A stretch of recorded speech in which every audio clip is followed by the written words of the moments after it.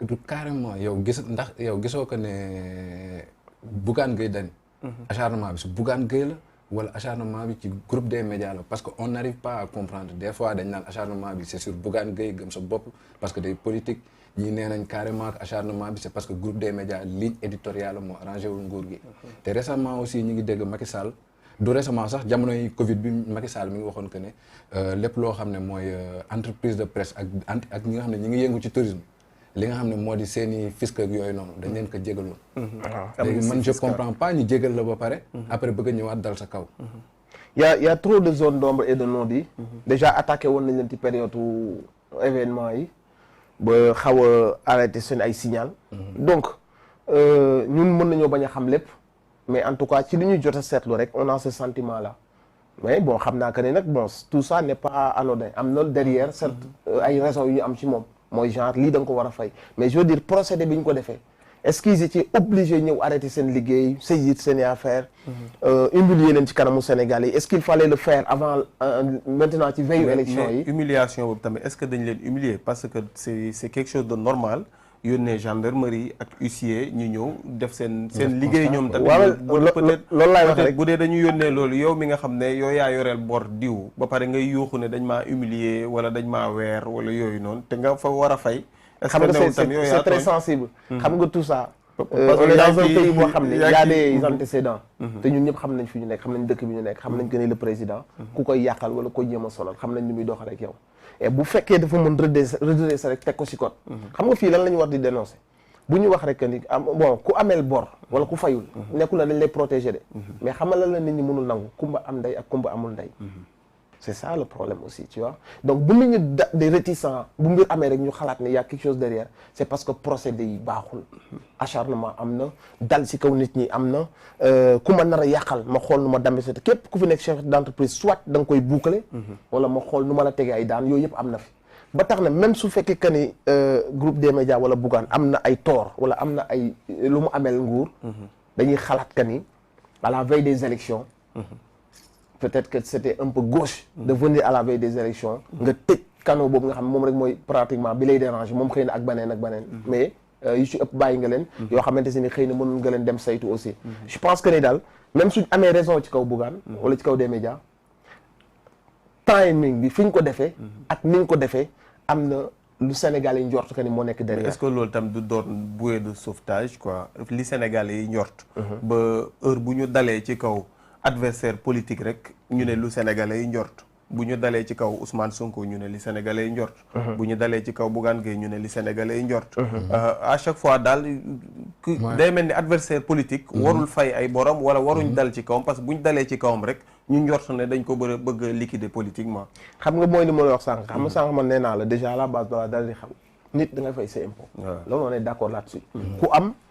ku fayul dañ la war a redresser mais lépp lu gisee dafa am protégé dafa am procédé mais soo xoolee ci réew mi ñu nag ak ambiance bi ma lay wax moo tax sentiment boobu nit ñi di ko am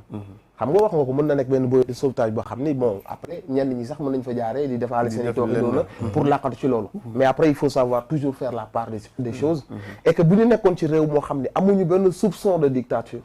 amuñu benn soupçon de justice arbitraire wala benn soupçon de nangam sangam ces questions là personne ne se les poserait mais li tax nit ñi di poser question yi à chaque fois ça va être répétitif et ça va prêter un peu comme li nga wax nii nit ñi daal dañoo bëgg lu yomb fu ñu dalee seen kaw c'est normal que nit ñi xalaat loolu mais il faut ñu comprendre que il y a eu tellement d'événements yu nekk ci ginnaaw qui font que ni nit ñi ils sont obligés de penser comme ça léegi fi ma bëgg a ñëw mooy nee ngi nit ñi loolu la ñuy xalaat mais démb daam keneen ku ma seetaan ci plateau des médias moom nee na beneen gis-gis la am parce que moom damay tudd turam mi ngi tudd Gaston Mbengue moom nee na selon lui c'est parce que Bougane mi ngi woon Yewwi Askan Wi bi mu jógee Yewwi Askan Wi waa Pastef mere ko te nee na waa Pastef waa agent wu kii comment dirais-je ñiy def fisc yi foofu lañ ëppee nee na donc moom mere bi nga xam ne gars yi mere nañ ko Bougane waa Pastef moo waral agent yooyu nga xam ne fa lañ ëppee moo waral ñu song loolu moom loolu mooy xalaatam yow lan mooy sa gis-gis par rapport ak loolu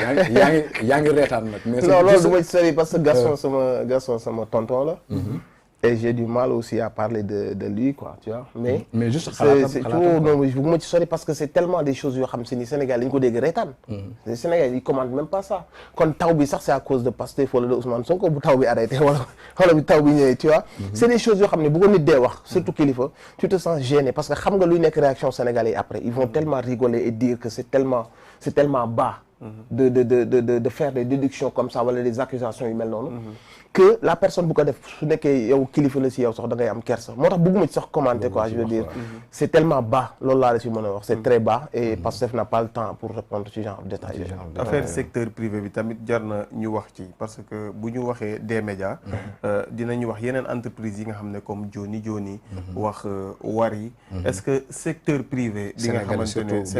Sénégalais ñoo ko ñi gars yi di seetaanee ba ñi nga xamante ne ñoo nekk ci secteur privé sénégalais bi ñu waroon leen dooleel ñuy seetaan ba ñuy nërmeelu ay entreprises yi nga xam ne ay sénégalais ñoo ko moom di disparaître ni carrément yow sa gis-gis ci loolu. en tout cas seen ay part de tort. seen ay part de tort la mais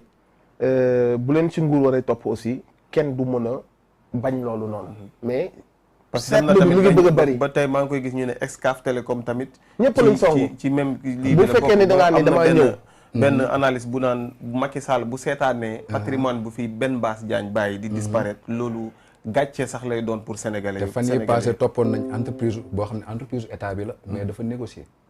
waaw non mais ak étranger yi étranger yi gis nañ faveur yi ñu leen di defal. mais pourquoi négocier ci loo xam ne da nga ko war a fay. waaw non mais xam nga réew mi. secteur privé bi avant ngay ñëw ci non mais mooy loolu xam nga bu fekkee que ni yow étranger yi bu ñëwee. nga dawal leen taxes yeeg impôts yi yu mel noonu ñu bëri duñ ko fay. ñi ñu may leen ko ñi ñu baal leen ko. yow mi waroon encourager secteur privé sénégalais bi nga xamante se nii ñii ay doomu sénégalais lañ. ñu war a nekk ay exemple de réussite. nga taal leen bu nga xamante si nii sénégalais fu mu nekk ci àdduna bi day am lu yeewu si moom comme quoi que ni biir dëkkam. su fa investir war na faa mën a am nangam sangam. bu ñu gisee que ni tànk ñooñu la ñuy damm à chaque fois même seen njuumte sax duñ leen ko baal. je veux dire que ni c'est pas encourageant. et loolu noonu day wane rek que ni ñi ñu diriger. xaw nañu manqué sagesse ci côté boobu xaw nañu manqué vision. te bu ñu jàppale woon secteur privé sénégalais bi te ñoom mbir mi day mujjee yomb si ñoom. yan bi day mujjee diis si ñoom. ça va créer de l'emploi et ça va doon loo xam ni c'est fait par nous et pour nous. et dafay am benn fierté bu ci génn. mais bu fekkee lépp lu ñu jëm ci ginnaaw ay